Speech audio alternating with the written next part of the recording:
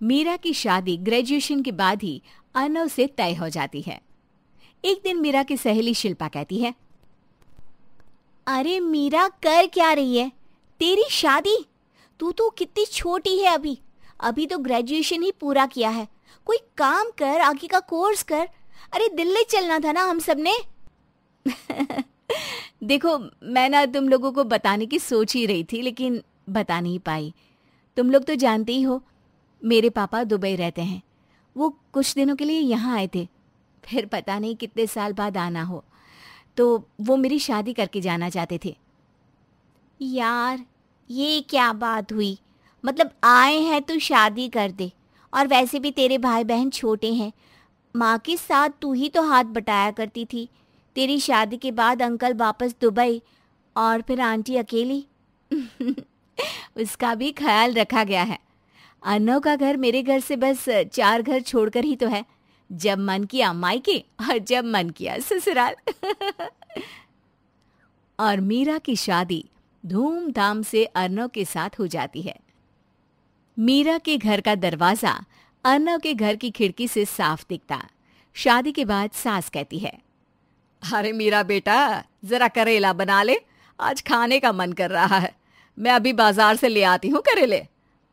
माँ जी, थोड़ा ना ज्यादा ले आइएगा।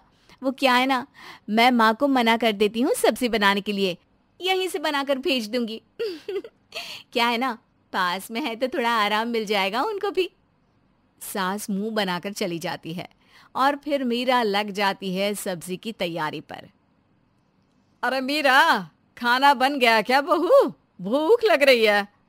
कहाँ माँ जी, अभी तो सब्जी चढ़ाई है। वो क्या है ना, करेले ज्यादा थे तो काटने में, छिलने में, तड़का लगाने में काफी वक्त लग गया। अरे तो घर के लिए पहले बना ली थी। अब बहू, तुझे तो पता है कि मुझे भूख लग जाती है। माँ, अब अच्छा थोड़ी ना लगता है कि मैं अपने घर के लिए पहले बना लूं और आपके लिए ना बनाऊं। इस घर की बात कर रही थी मैं। वैसे बहू, अब क्या बोलूं, देख ले। तभी मीरा की माँ आ जाती है, हाथ में एक बड़ा सा बर्तन लिए। अरे बहन जी, पुलाव और रायता बनाया है। मन नहीं कर रहा था अकेले खाने का, तो सोचा आप लोगों के साथ बैठकर खा लूं। लीजिए ना। अरे वाह बहन जी, हमारे घर तो अभी खाना बना भी नहीं है। लाइए लाइए। सास मीरा की माँ के हाथ का पुलाव खाती है और कहती है, चलो, बहू का मायका पास होने का ये तो फायदा है, वरना तो। अरे माँ, क्यों परेशान हो रही थी? मैं बना तो रही थी ना करेले। अरे नहीं नहीं मीरा, माँ को वक्त पर खाना खिलाया करो। नहीं तो बहन जी, आप ही आ जाया करिए। मेरे घर पर भी कोई नहीं रहता, छोटे बच्चे हैं, साथ ही बैठ जाया करेंगे। लेकिन मीरा को ये ठीक नहीं लगता। वो ममता को फोन करती है।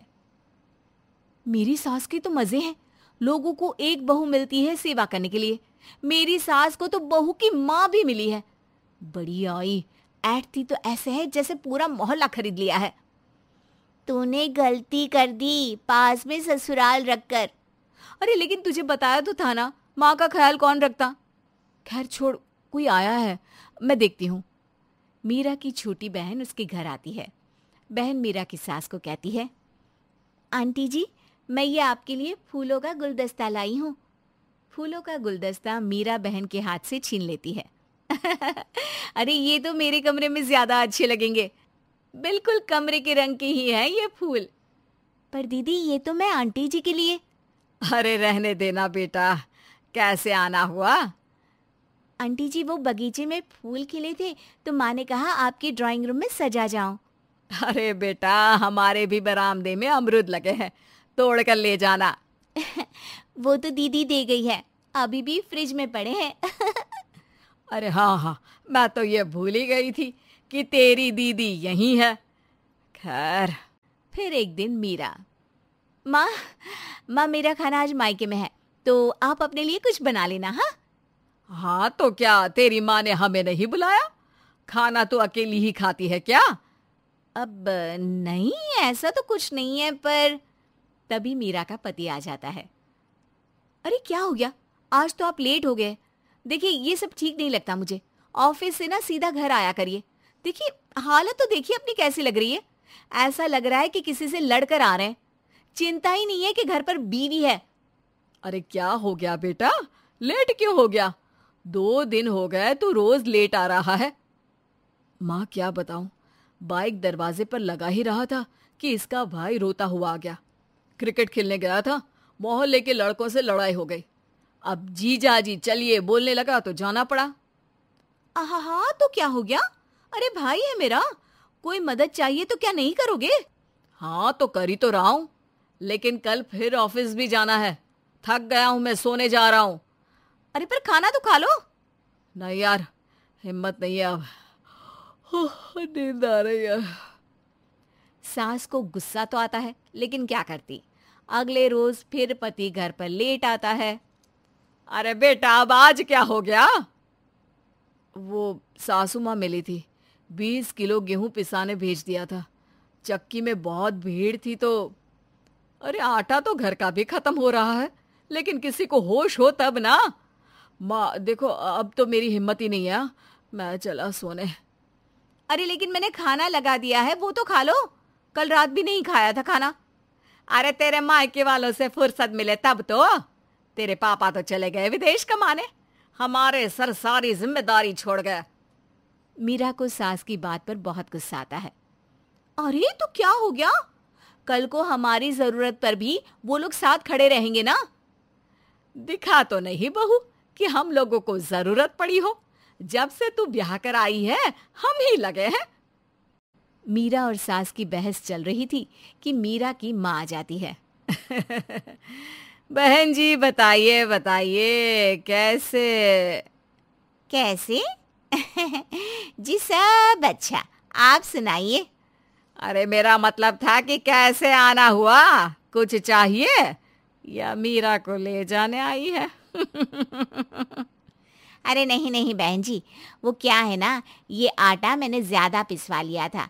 दामाद जी बाइक में रखकर चक्की तक रखाए थे, तो मुझे लगा आप लोगों के घर पर भी खत्म हो रहा होगा। बाकी ये पैसे हैं, मीरा के पापा ने भेजे हैं दामाद जी के लिए कि वो कार ले ले। अरे नहीं नहीं बहन जी, आपकी छोटी बेटी भी है और हम लोगों को पैसों की जरूरत नहीं है। हाँ सासू माँ, मेरे पास पैसे कभी आए तो मैं जरूर कार ले लूंगा। जीते रहो बेटा, आज के समय में जहाँ लोग इतने लालची है, ऐसा परिवार पाकर हम लोग तो धन्य हो गए हैं।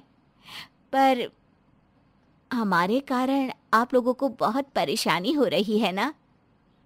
सास भी मीरा की बात सुनकर इमोशनल हो जाती है।